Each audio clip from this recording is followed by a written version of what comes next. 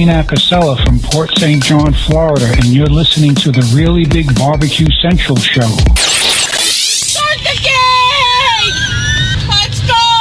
We'll do it live. Okay. Well, do it live! I'll write it and we'll do it live! So to get that perfect barbecue, you use wood. Are you sure it's safe? Whatever. We put the lighter fluid on, strike your match, and... Oh! Should we call the fire department? That might be a good idea.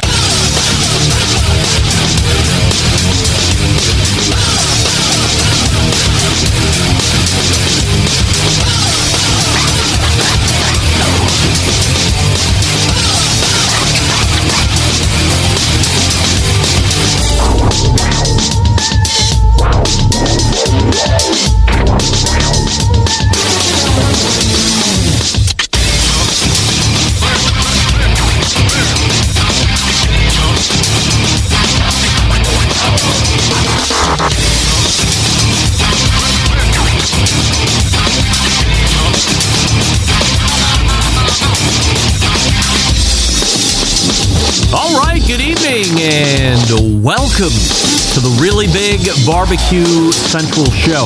This is the show where we talk about all things that are important in the world of barbecue and grilling.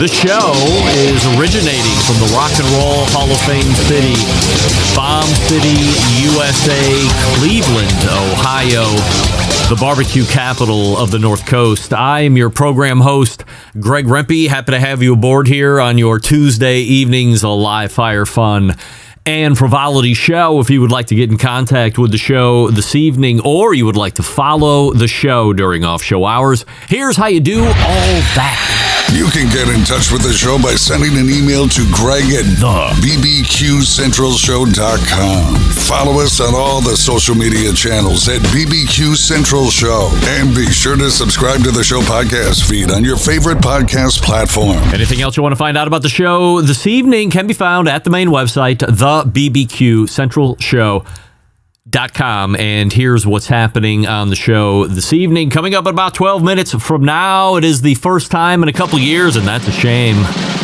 And that's my fault. But he's back, he's better than ever, and he's fresh not only from a trip to Japan, and you probably think I'm talking about Sam the Cooking Guy, but I'm not. He's also freshly the champion of the most recent season of BBQ Brawl on Food Network. Our pal, Bobby T, Bob Trudnak, joining the show.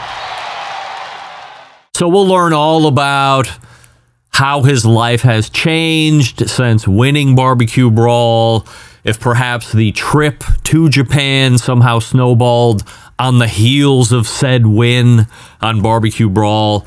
Did you know that Bob also continues to sell extremely delicious barbecue rubs and sauces and some pizza sauce and other seasonings? He does. So we'll talk about that as well. So looking forward to catching up with our pal Bobby T in just a few minutes. And then after Bob, we will move 35 past the first hour, where we will find a barbecue Hall of Famer and a guy many consider to be the best that has ever done it in competition barbecue. I just know him as Darren Warth from Iowa's own Smokey D's. So Darren has a podcast, and he's also continuing in competition barbecue. He might be watching barbecue television. We might be talking about Barbecue World Cup. We could be talking about what is it like to maintain an existence in the restaurant business these days, because that's kind of tough. So looking forward to catching up with Darren. That'll bring a close to the first hour. If that isn't enough, a power hour, the likes we have seen rarely in 2006 or 2026. We will continue to press on because it is the fourth Tuesday of the month. In the second hour can only mean one thing: an embedded correspondence segment for the month of August. And oh, I was just a little too hasty. I got an email from our pal Steve Ray, the initial Tennessee embedded correspondent. Lost myself there in thought. He said, hey, if anybody isn't able to come out of the off the bench tonight, I'm ready in the bullpen. I said, okay, everybody's accounted for at the moment. And then in a thought of genius, I said, why not just throw you in? We won't tell any of the other guys. We'll throw you in. We'll appear you as a surprise. 10-14.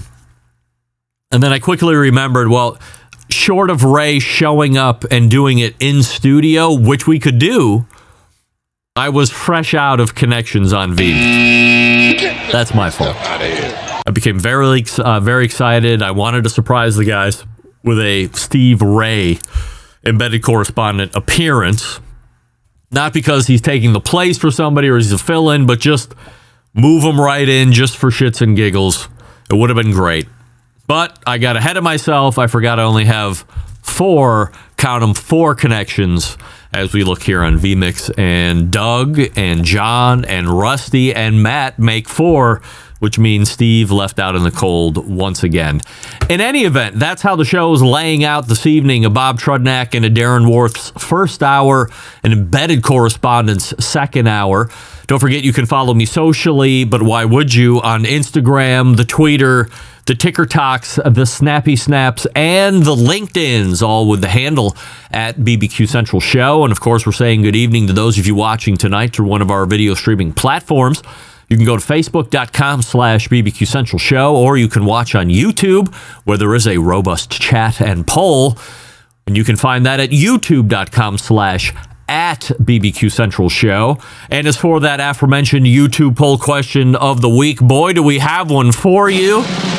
And it's closer than I thought it was going to be.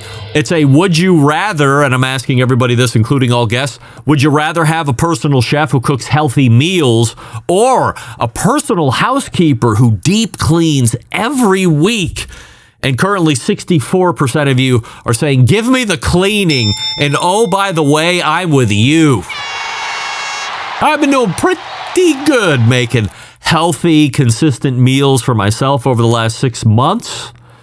The scale shows it. The muscularity shows it. The fitness shows it.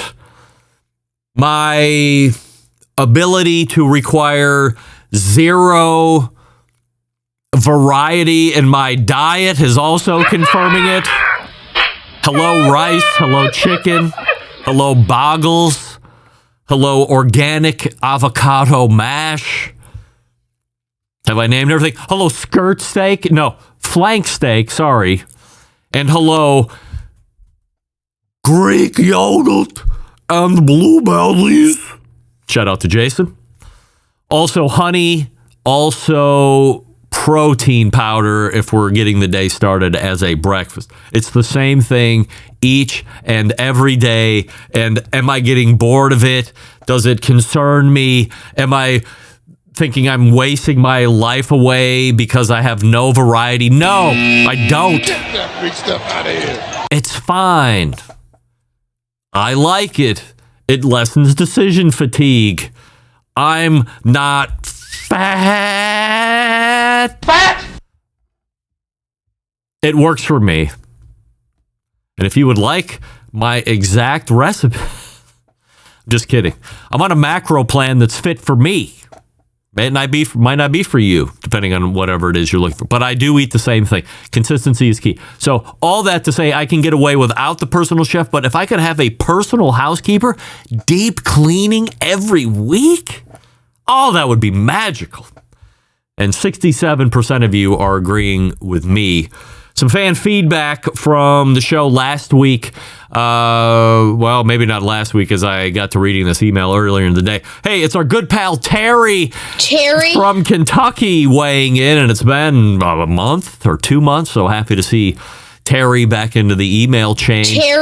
Greg, I am a few weeks behind on the podcast, but I just got done with the segment that had those 2 Canadian cooks that are on the TV show on the Food Network. They seem like great, fun people, although to be honest, I have no idea who they were prior to the TV show starting. I'm glad to see that they made it into the finals. Anyway, my question isn't really about them. It's directed more at you. No disrespect, but I mean, let me stop there just for a second. I mean, what have we learned, Terry, through the history of this show? If we go no anything but, it's about to happen. Whatever you have said, no disrespect, I'm not a racist, don't mean to offend you, but everything that you're trying not to do is about to happen, but we continue. No disrespect, but do you feel that the cow jelly poll question was really appropriate to ask any of your guests, especially the ladies? Where I come from, that would be seen as highly rude and something that just wouldn't be done here in Kentucky. If I might make a suggestion, maybe reach back out to them and apologize for your poor taste in question asking, at least to save some face for the show. I think that small gesture will go a long way in repairing any unseen damage that question might have caused. Anyway, love the show. Regards, Terry. Terry, as always, I appreciate the reach out. Also, I really appreciate you giving me the public relations and coach up on the call, like we try to do with the young sales team at Ohio Peterbilt. What can I say? Terry. Duly noted. I have Bob Trudnak in the green room. Terry, duly noted.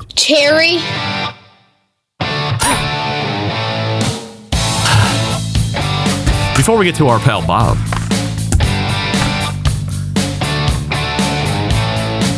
are you looking for a ceramic cooker? Even though we are getting to whatever the hell the end of the grilling season is, you know you are.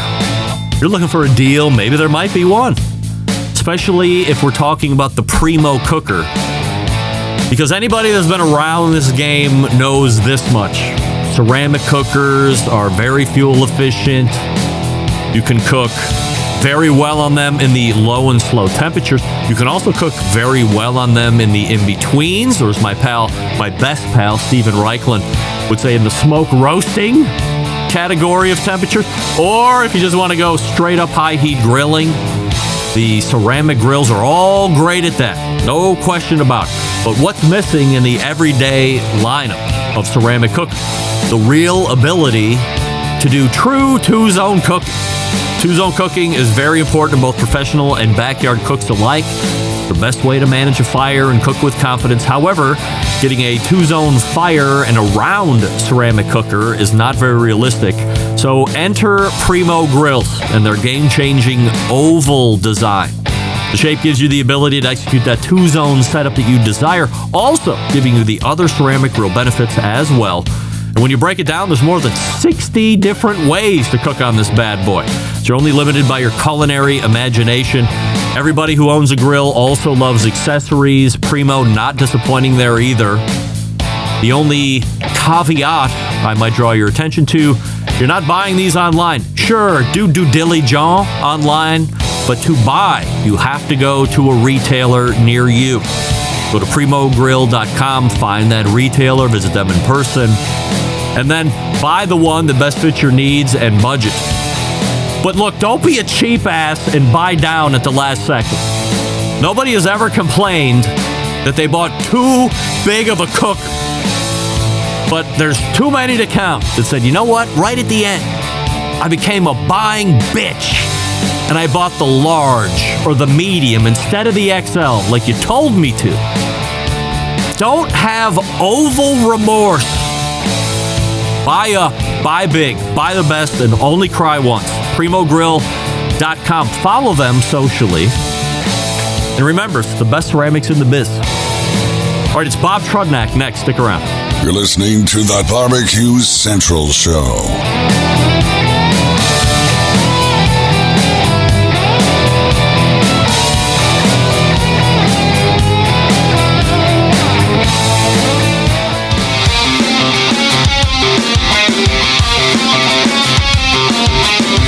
Broadcasting live from the Barbecue Central Show studios in Cleveland, Ohio.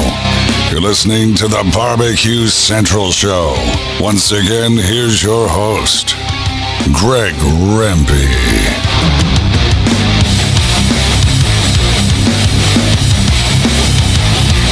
We welcome you back. It appears a lot of you are eating blueberries and yogurt every day. Like to see it? Fat-free for me. I'm just about the protein, bitch. My first guest tonight is a highly accomplished pitmaster, photographer, businessman. Statistically speaking, no human has been around the show longer than this guy. Also, one of the best humans currently living on the face of the earth. If you have been investing your time in watching barbecue television, especially on the Food Network, then you saw him win the most recent season of BBQ Brawl. In 2001, he was inducted into the Barbecue Central Show's Guest Hall of Fame. We welcome back our pal Bob Trudnak to the show. Hey, Bob. What's up? How are you? I am absolutely fabulous. I couldn't be more excited to have you back on again. Last time you were on, I can't believe it, and this is my fault, January of 2023. Oh.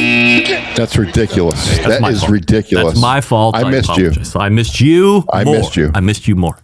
All right, enough of this who missed whoever. We have a YouTube poll question of the week that really matters, and we're asking everybody, including all guests, so we'll ask you, Bob. Would you rather have a personal chef who cooks healthy meals or a personal housekeeper who deep cleans weekly? No brainer. I cook my own healthy meals, so I'll take the personal cleaner. Yes. Deep clean. I will take the house cleaner, yes. Deep cleaner weekly, by the way. Not every other week, but a weekly deep clean. You, me, and 67% of the YouTube voting public are voting, we will take the weekly deep clean. All right, so let's start with the TV stuff first, and we can probably end on some business. As I mentioned in the open, you are the reigning champion of the BBQ Brawl series that airs on the Food Network. It's got a multiple number of seasons underneath its belt at this point.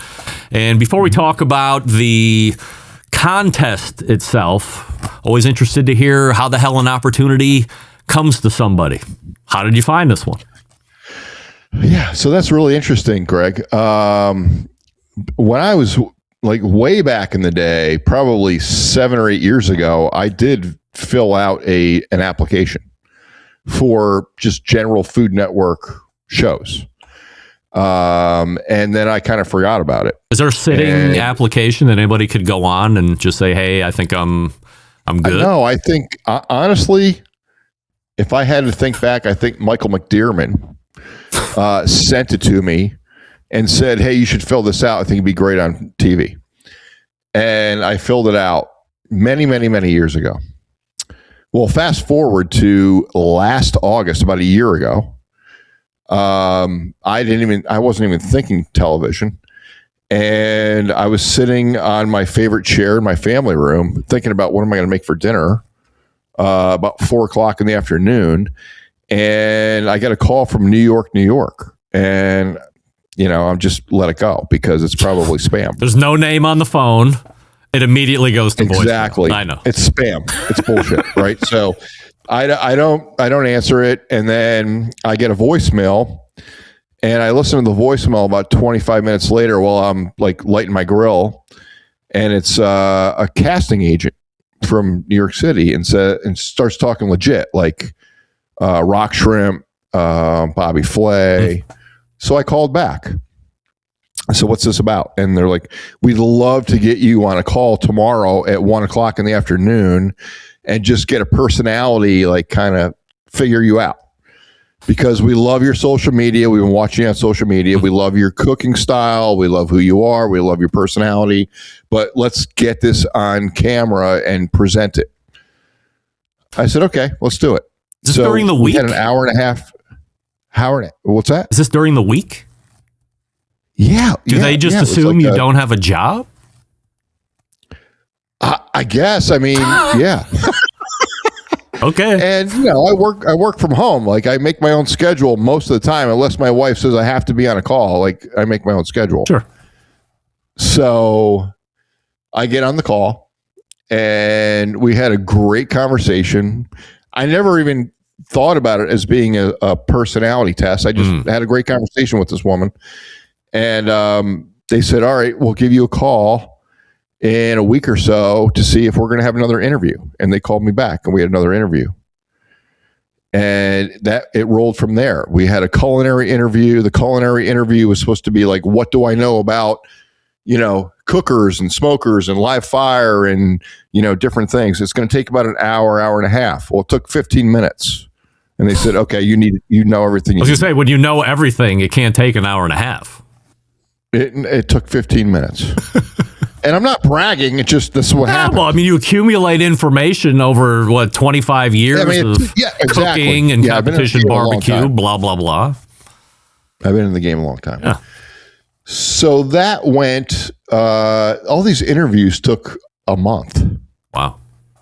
When you think about it. So I got a call, I want to say on September 25th, 26th, 27th, somewhere in there, that says, okay, you're flying down to Texas on the 3rd of October. You're on the show. This is going on a year ago. Yes. Wow. Obviously. Correct. Yeah. Yes. And I flew down to Texas on October 3rd last year. It's not an invite? Like, hey, we think you got what it takes. Can you accommodate this, or do you want to do it? It's like, we've got your trip booked and you're going. Yeah, you're on the show. So are you ready? Wow. And I said, yes, I'm ready. How long do you have to set aside for that? 3 weeks. Come on. You got nothing. They're just assuming you have nothing. You can put your life on hold for 3 weeks. They said if you're going to do this, you have to commit 3 weeks of your life. Can you imagine if you would have got kicked out that very first challenge? You would have been pissed. Because then you probably got to sit there for another 2.5 weeks. I know. That would have sucked. God, these people are so self-serving. But that's what happens. Like, it's unfortunate, but people were kicked out the first episode of the show. Yeah, that's right. the way it goes. Yeah, that's a contest. I know. Who's running? So is your wife running a business, or you have you don't have any time, free time during the day to pop in and check on Bobby T's barbecue business? Yeah, my wife and I are running the business, so I'm depending on my wife 9,000% to take care of this. Yeah. Yeah. What's the strategy before you leave? How many conversations? I mean, obviously, you work from home, you live together. She's not unaware of Bob's barbecue business, but now you're kind of turning it over while you're going to be on hiatus shooting a TV show. So were there any long conversations about if this happens, do this, or if you talk to this person, be aware of these things, stuff like that? It's funny. I'm not turning it over. She's running my business, and I am running the business with her. She knows everything. Yeah. Let me tell you something. Not only is she running our business, but we do catering, and the girl can cook ribs a little bit better than I can. Don't say that too loud. She's got shit going on. She knows what she's doing. How many of the other contestants did you know as things get underway? No one. Zero. You sound like the Canadians that are on the Food Network right now. They had no idea who any of these people that they're competing against are. Well, and if I look at Pitmasters, I watch Pitmasters, and I know people on that show. I know plenty of people on that show. Did you know the Canadians? And I was thinking I was going to know people on BBQ Brawl, because how could I not? And then I realized not a one. There's nobody I know. Wow. There's nobody. Do you think they've made a definitive effort to comb through the, I don't want to be disrespectful, but from the folks you would normally see on a barbecue and or grilling show? Yeah, I think if you look at seasons 1 through 6 of BBQ Brawl, I think you see an effort by Rock Shrimp to make that happen, right? Because as I watched season 1, I knew everybody. Season 2, I knew a whole lot of people. Season 3, and then as you progress, it's a much bigger array of people in different aspects of the culinary world. And yeah, I think they made an effort to do that. Do you think this shows the potential longevity of this particular show? Yes, 100%. When you get down there, you don't know anybody. What do you think, like right off the bat? I got this in the bag. Do you just go down thinking you're going to win it no matter what? Or are you just happy to stay through the first event? What's the mindset? I went in with confidence because that's who I am. Yes. I'm going to go into everything I do with confidence.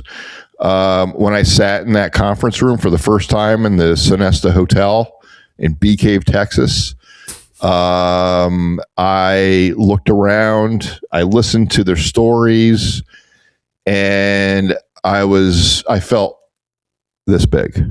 Really? Like I'm just a competitive barbecue guy, and there's James Beard nominated chefs. There are fine dining chefs that now own legendary barbecue restaurants. There are recipe creators for America's Test Kitchen. Just blows me away at all these competitors. And I feel this big. But at the same time, I have to tell myself, I got this. I have to have my confidence. You did reserve the Jack Daniels World Championship barbecue competition. Yeah. Well, second place is like things. King of the losers. I don't know. I think there's a lot of teams that would happily trade places with you on that. I totally agree with you. But to be the best you can be, you have to think that way. Yeah. That's just the way it is. From a production standpoint, what we're seeing as the finished product each week, how much different is that in the raw form? Especially, I mean, you're a photographer and video guy, so you're doing raw, and then you get it to the edited state. So what's it like going through a day of competition versus what we're seeing? I mean, so we had to compete. We had the time limit was the time limit, right? When they told us what we had to do, we were running to the pantry. It was all live. And we had to do a finished dish for the judges and then one for, for the photographs. And it was what it was. I mean, it was all thrown together the way we threw it together. So we had to make it look pretty. And then they set our finished dishes aside for the camera. And then they set our other finished dishes aside for the judges. So it wasn't reworked in any way. As you start making your way through the rounds and you're still there, is each time you make it through a builder of confidence, or is it just like, yeah, of course I'm moving through? It's a builder of confidence. It is you go through every emotion every day, all day. It's 12 hours of filming on set at the ranch. And it's hot. It's 95 degrees, and you're feeling a little like funky, and you're getting like dizzy, and you're drinking coconut water, and you're trying to get through the day, but you're also having the time of your life. It's like I said, you're feeling every emotion. Like you're scared, you're confident, you are determined, and there's that fear of the unknown. Am I going to make it through the day? Feels like it's exhausting every day. It is. It's exhausting. Then you got to get up and do it again. Then you got to do it again. Exactly. Then you got to do it again. Yeah. So we had 2 days of two 12-hour days of filming on set, and then the third day would be like green screen. So could be 4 hours, could be 6 hours, could be 8 hours of green screen, and then 2 days of filming again. So that was the circulation through the 3 weeks. When you're announced as winner BBQ Brawl, first emotions that are washing over you? I mean, I just posted a picture that I saw for the first time, and when it came down to the final, it was me, Morgan, and Tongue. I was in shock. I knew Morgan and Tongue were fantastic competitors, and when they announced me as the winner, this emotion came over me. So that's why I threw the champagne in my face to kind of hide the tears. It was wild. I didn't know what to think. You're not It's like I knew it, but I had no idea at the same time. So you're not somebody that is not accustomed to winning and achieving at a high level. So where does this stack up against things that you have achieved? It's at the top.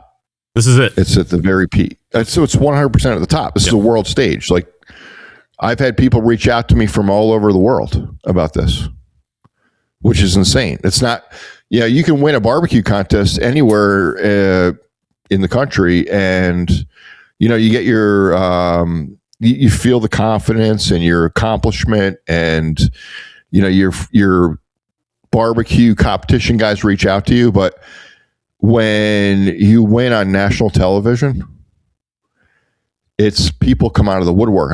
There's people who reached out to me I haven't seen in 30 years. There's aunts and uncles and cousins and high school kids and people that you've met all over the world, and people that you've never met reaching out and saying, congratulations, you deserved it. It's insane.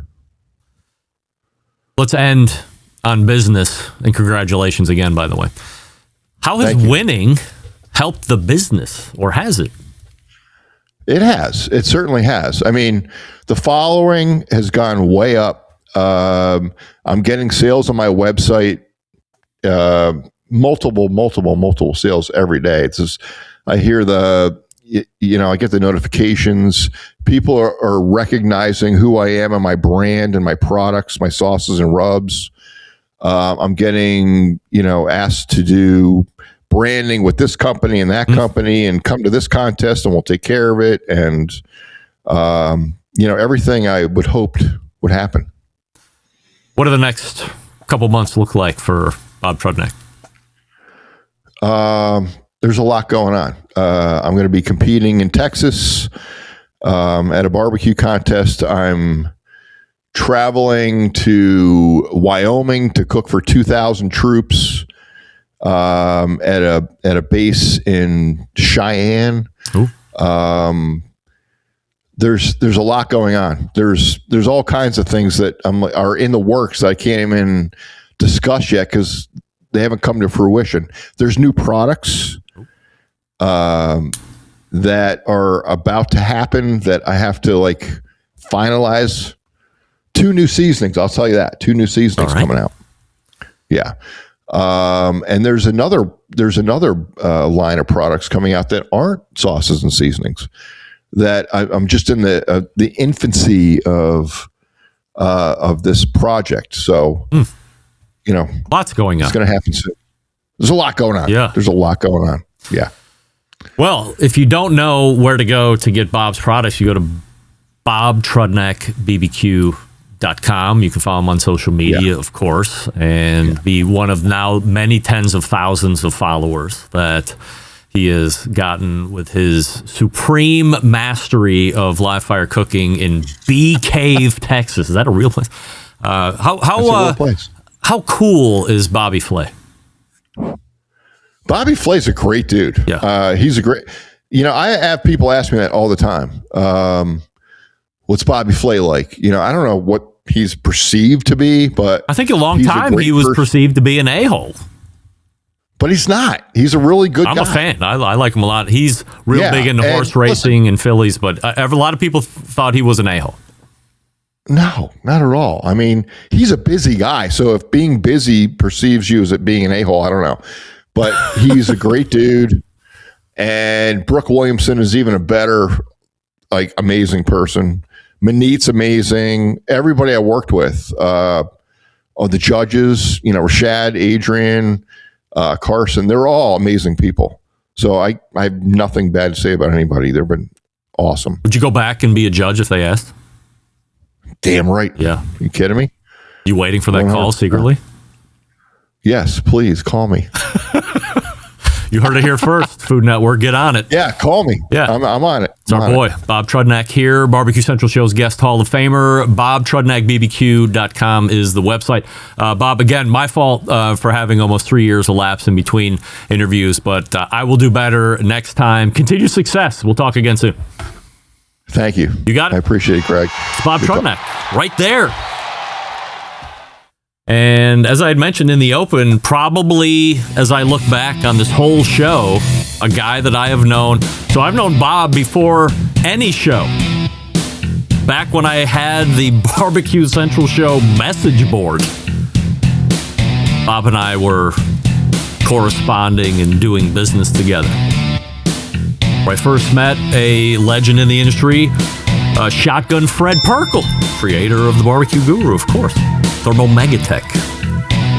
Darren Warth is in the green room. Before we get to him, I will talk to you quickly about Fireboard, who proudly sponsors this show. Fireboard is the innovator behind Fireboard 2, Fireboard Pro, Fireboard Spark, the Fireboard Beacon, and the wireless Fireboard Pulse. Experience total control over all of your devices from anywhere in the world with the Fireboard app. Discover more by visiting fireboard.com or by calling this number, 816-945-2232. That's 816-945-2232 or fireboard.com. It's Darren Warth next. Stick around. You're listening to the Barbecue Central Show.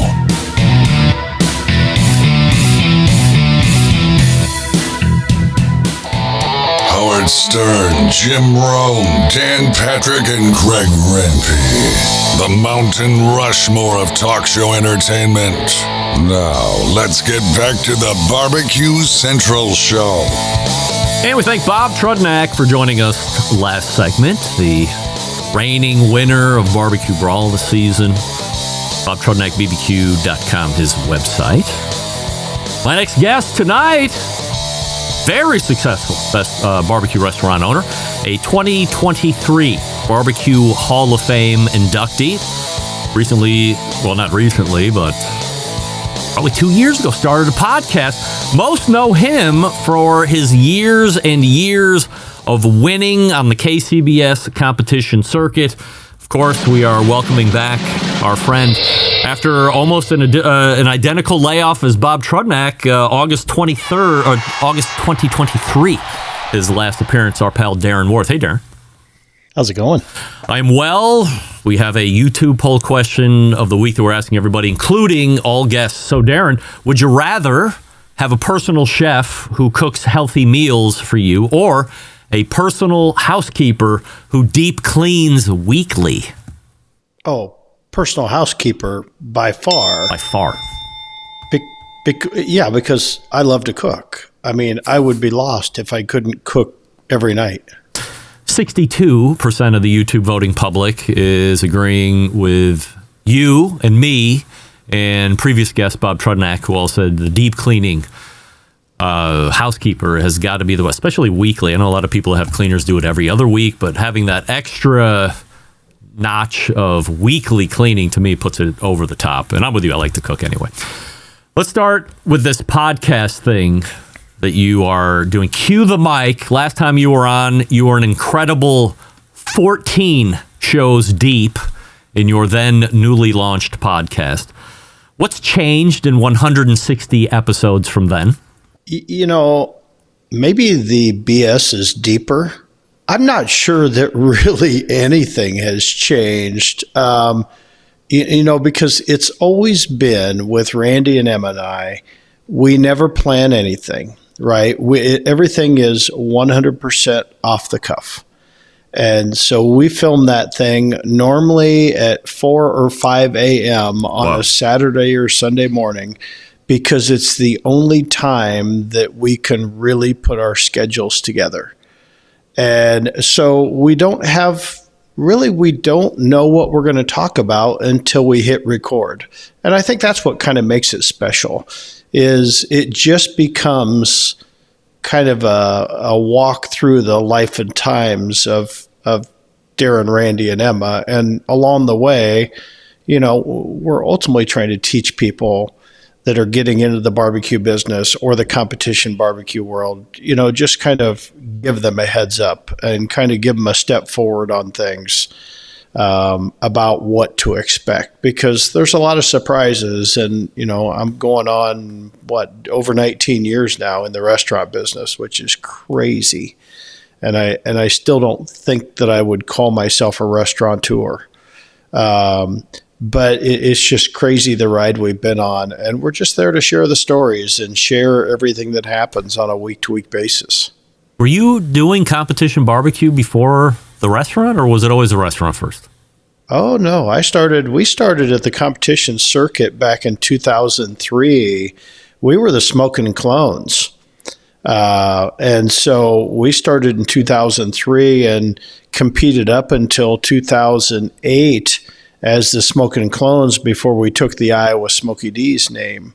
Or 2007, because when we opened the restaurant, we're like, we really need to change this because Iowa's very heavily, you're either a Cyclone fan or you're a Hawkeye fan. And we knew early on that you can't alienate people, in the barbecue, in the restaurant world. Yeah. So we took on, and we wanted Smokey D's barbecue. And most people say, well, it's Smokey D's. Yeah, it's Big D, little S. Darren and Sherry. I'm Big D. She's little S. And so that's where that started 19 years ago, 20 years ago in the catering business. So, it's been a ride. From a podcast standpoint, and it seems like if I'm the outsider looking in, the most challenging part of your podcast is the fact you got to wake up at 4 a.m. in the morning on a Saturday in order to knock this thing out to accommodate the schedule. Is the schedule the most challenging part of the show for you? No, not at all, because we're up. I mean, I'm a 3:45 a.m. riser every day, 7 days a week. Wow. So I'm an early to bed guy, or not early to bed guy. I mean, it's getting damn close to bedtime. You almost got canceled there, but I stayed up. I took an extra. I took my Spark, my afternoon Spark. I took it a little later in the afternoon for you. So.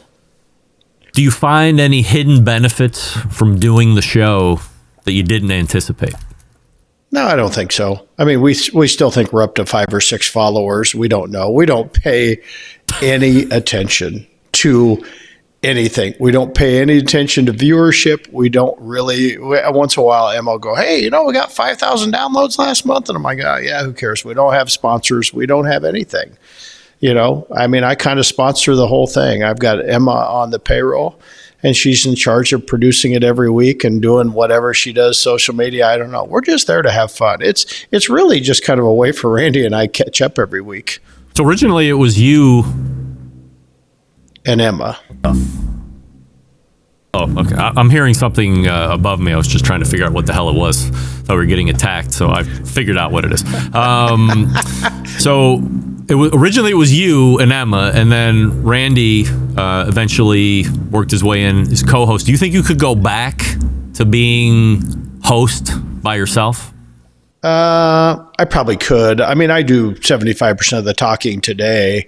But I don't want to. This whole thing started when Emma was my social media gal, right? So she handled all my social media, and she's like, Darren, we need to do videos. We need to do cooking demonstration. We need to do this to get social media following, because that's what she wanted.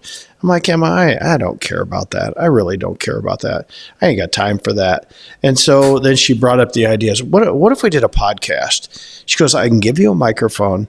You can have a laptop and a camera, and you can do it anywhere, because God knows I'm never in the same place ever. And so I'm like, okay, we'll try it. So we tried it once, tried it twice. Then Randy was on like the, 4th or 5th episode. And Randy and I just go way, way back. Yeah. And so it was it was a nice match. And then we're like, hey, we think Randy needs to be on this thing. And so from there on out, it's been great. We really don't have guests.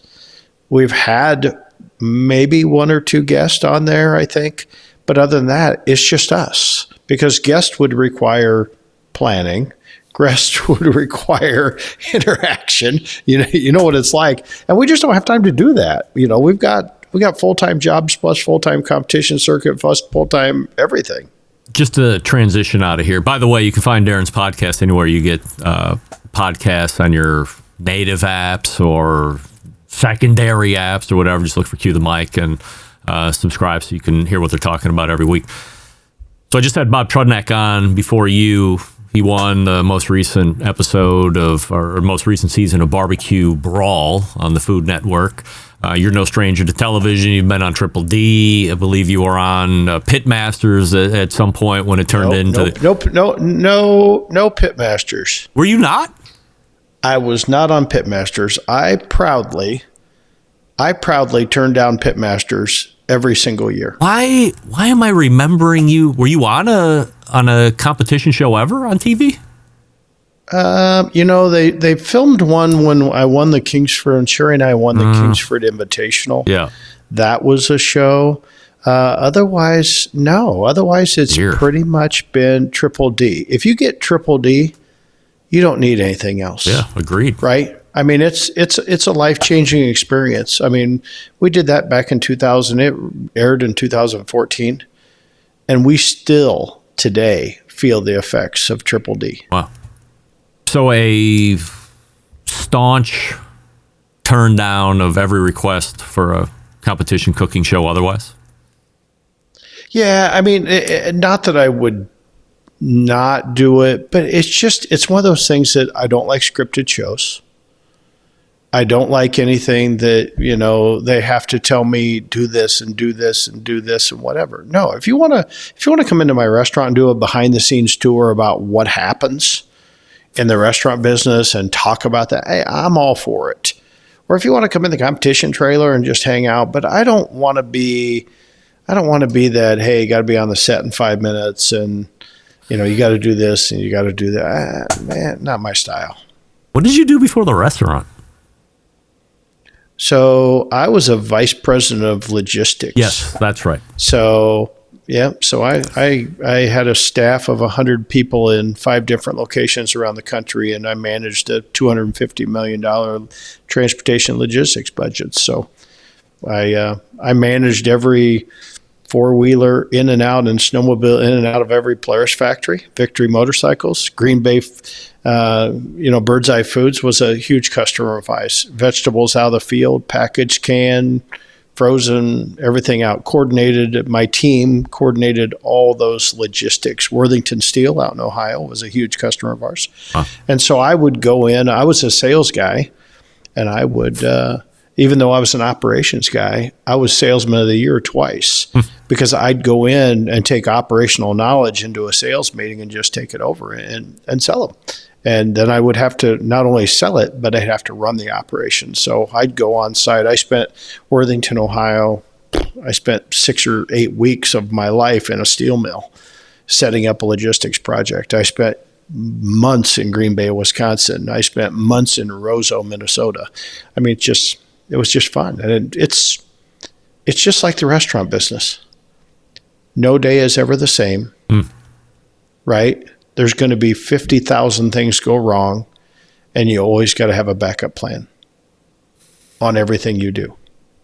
Where are you at in competitions? I still, my license plate says has been on the barbecue trailer. I've cooked 20 times this year. Oh, shit. Yeah, wow. I've cooked 20 times this year. And I've had probably more fun cooking this year than I ever have. And I've seen almost every coast. I've been everywhere. I've flown. I've driven. I drove right past you last week on the way back from Maine in my motorhome. And I have had so much fun. I probably had too much fun because I really didn't care how I scored. I was changing recipes every week. And it was just like it showed. Well, then it came time to it. It was the first time in my 23-year cooking career that I did not have a bung in the Jack Daniel's straw. And that was like, okay, when that happened, it's like, okay, you really got to concentrate here. So back to the basics, creating a timeline, paying attention, just not. It's an expensive hobby just to be going screwing around, but I just love the process. I love the process of cooking. I love the process of restaurants. It's my fun. It's my getaway. I'm going on my second week not cooking. My wife's like, where are you going Friday? And I'm like, I'm not. And she's like, oh, no, you are. You are. On Thursday, you're going to go, hey, I'm going to go to Minnesota and cook. And I'm like, no, I'm going to stay home. No, I'll believe it when I see it. So, I just love it. I'm addicted to it. I just love, I don't like to sit around. I don't watch TV. I've never watched a barbecue show. I found out about BBQ Brawl and Bob. Bob and I go way back too. I found out about him on social media. I don't watch TV. I don't listen to the radio. I'm just kind of weird that way. But I never sit down. I never sit down from the time I get up at 3:45 in the morning till the time I hit that bed at 9:30 at night. I'm working. I'm doing something. When you look back at 2003 and you look here in 2026, like what has remained consistent in a 23-year competition cooking career? Aside from you doing it, like, is there anything that has remained the same? The friendships are still there. That's what it's all about. I mean, the friendships and the way it's changed. It's changed a little bit. Back then, I cooked mainly KCBS, and I think they need to change. Okay, there's some things, and I'm constantly thinking, because I've cooked a lot of other organizations now. I've cooked the Rib Cook-Off Association. Absolutely loved it. Went to their world championship, qualified and went there. Loved it. I've cooked some CBA contests. Love them. I think I just love cooking, and I like doing something different rather than just, hey, cooking these 4 meats and, having these judges. But what probably changed the most is the amount of data that is presented to a cook now versus back then. Back then there was always the bad table. Well, the bad table, must have hit a bad table, right? You didn't know if you hit a bad table or not, just must have. Well, now now they prove it out in the scores. They give you all this data that you can say, wow, that table really sucked and it cost me the contest. Or maybe it didn't cost me the contest. Maybe I just didn't have very good food. Is 2009 the best competition season ever? 2009? You don't remember that? No, what was 2009? You and Steve Farron and Rod Gray all coming down to the very last contest of the year in Arizona. Yeah, so that wasn't necessarily the best year, but because really we didn't start that run until like October. It was late. Yeah, I remember it being late. It was late because Rod Gray called me up and said, "Why aren't you cooking?" And I'm like, "What are you talking about?" He's like, "Well, you got the best shot of winning team of the year." I'm like, "What?" I'm like, I don't pay attention to that crap. And he sends me this in-depth spreadsheet, right? And shows, well, if you go this and whatever. Well, the first contest is in Arizona. And I'm like, wow. I mean, this is like Monday. And I'm like, oh, I suppose I can cook Arizona. And so I called up Jay Benedict, Jaybird out, and I said, hey, you got something I can cook on? And he's like, yeah, I got a couple WSMs. I'm like, fine, got a tent? Perfect. I flew in, cooked on a couple of them, and won the contest. And so I went up team of the year. And then the next contest, so Rod and Steve, they drove across the country from Arizona. They had driven to Arizona, and then they drove to Florida. And Rod drove to Florida via Kansas City. And I'm like, I ain't driving that. So I drove, and then I called up Craig Kimmel. Hey, you got anything I can borrow? Hey, Dr. Barbecue, Ray Lampy, you got something I can borrow? Well, yeah, we got you. We can get you an FE, and I can get you this old chicken cooker that we bought at Menards. I'm like, hey, that'll be fine. So I went there. And then I think Rod won, and I was in second, whatever. And then it was like, okay, now we need to go back to Arizona, right? And finish in Tempe, Arizona at Barbecue Island. And we went back there, and I'm telling you, along this thing, every meal that we ever ate along that circuit, we ate all three together. Wow. Right? We were pals, and we didn't care who won. We were competing against each other, but we had so much fun, and it came down to Tempe, Arizona, and there was they only called the top 5. And so I got a call on chicken, and then Rod got a call on ribs, and then Steve got a call on pork, and nobody got a call on brisket. And so team of the year is riding. Any one of us who wins that contest wins team of the year. Yeah. Down to it. And they started announcing the top 5, and Rod had ended up winning it. But it was like the most intense thing. It was just, but it was fun. It was fun. It was an experience. But no, that wasn't the best. I mean, I think, we look back on 2014. I mean, we were 2013, 14, 15, 16. I mean, we were literally on fire. I mean, I think my earnings in 2014, I think we won $159,000 on the barbecue circuit. I mean, first, there's not even $159,000 in prize money anymore, hardly. Yeah. Hardly coming up. But I mean, we tore it apart. That was our focus. I was in the groove. So let's touch on that last point just for a second here as we get ready to close out, and I appreciate the time tonight. Barbecue World Cup is currently putting teams through qualification. It's going to culminate in an event early part of next year. Dates have been officially announced. No location, no judging or rules or anything at this point. Location, Caesar's Palace. When was that announced? Caesar's Palace is the location. I thought that was last week. Oh, was it? All right. So now we have location. Maybe that was internal. Any judging? Once in a while, we didn't speak out of school, did we? Man, who knows? Who cares? It's coming out. But no, I know it's Caesar's Palace. Oh. And that might have been an internal. Who knows? I mean, I used to be on the committee, right? So I started, I actually designed the finals, about what the finals should look like as far as competition. As far as the structure, the format, 100 teams cooking to get down to 50, to get down to 25, to win $1 million. And so I was kind of the brainchild behind that whole thing.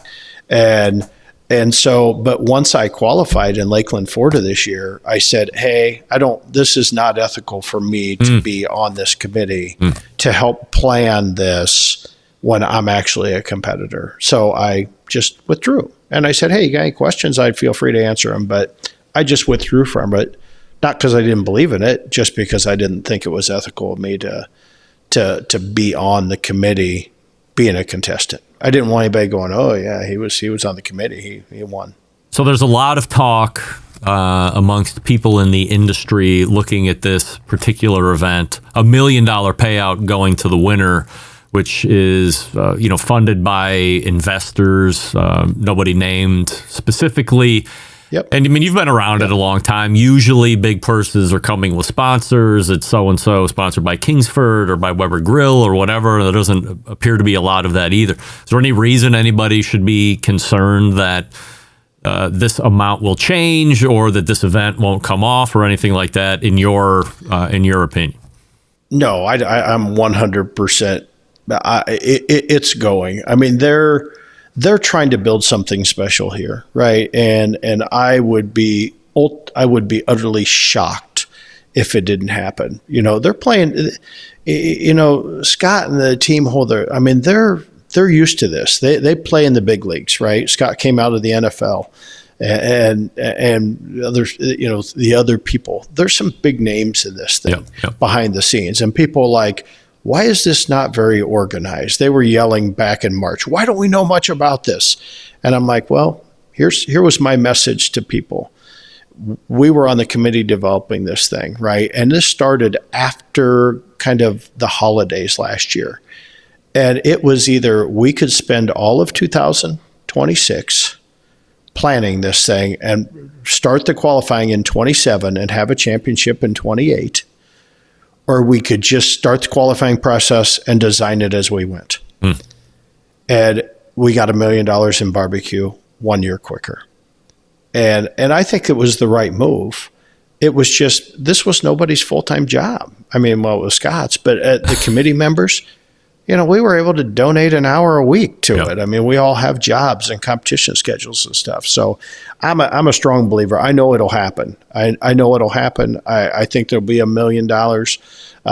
People, I know they're nervous. There has been a little trend of people we kind of got screwed out in Grand Junction, Colorado earlier this year. And then we just had another one happen in Florida where, big prize purse money. And then all of a sudden they yanked it. And I'm like, hey, where's my money? Where's my money? Well, we're going to change dates. I don't care. Where's my money? Yep. And so a lot of people crying foul, which rightfully so. I mean, but truly in my heart, I think, this is happening. I'm booking tickets to Vegas. In a speculatory sense, do you think that this, maybe we don't see, a annual $1 million payout to the winner, but do you see a version of Barbecue World Cup growing 5 years from now, 10 years from now, 15 years from now? Well, that was our, the plan when we talked about it was not just using in the future, not just using contests. Because to me, the greatest thing that ever happened to Competition Barbecue was the Sam's Club Series, right?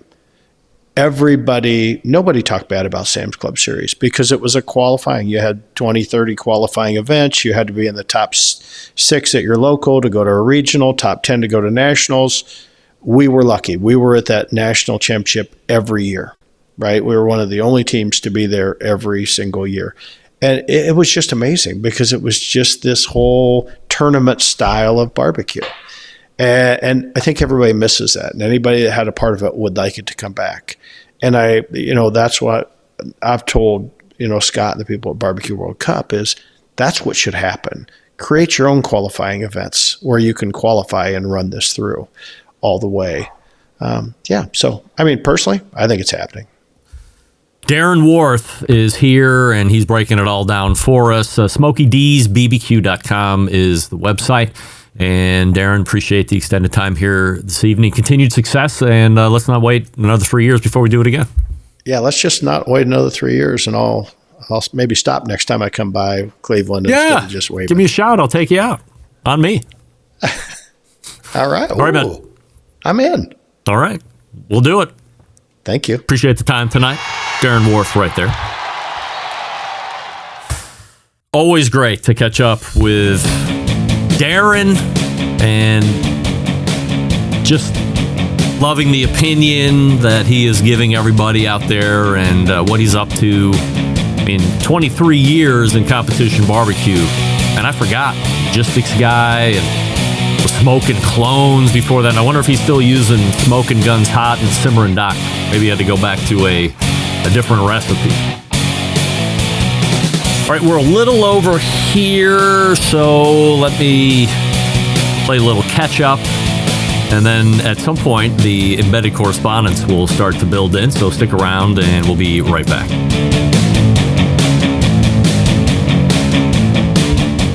Continuing to produce incredibly mediocre content in an exceptionally professional way. You're listening and watching the Barbecue Central Show. Once again, here's your host, Greg Rempe.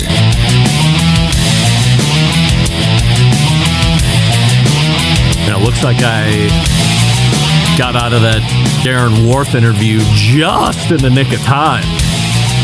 Poof. Could have got ugly. All right, Darren Warth was my guest last segment. SmokeyD'sBBQ.com is the website. So if you are going to be in Des Moines and you would like to stop by and get some great restaurant barbecue, Smokey D's the place to go, of course. Or if you're out there and you're looking for catering options, that's the place to go as well. All right, we're coming back for a semi-abridged second hour open, and then the embedded correspondence after that. Stick around. We'll be right back. You're listening to the Barbecue Central Show.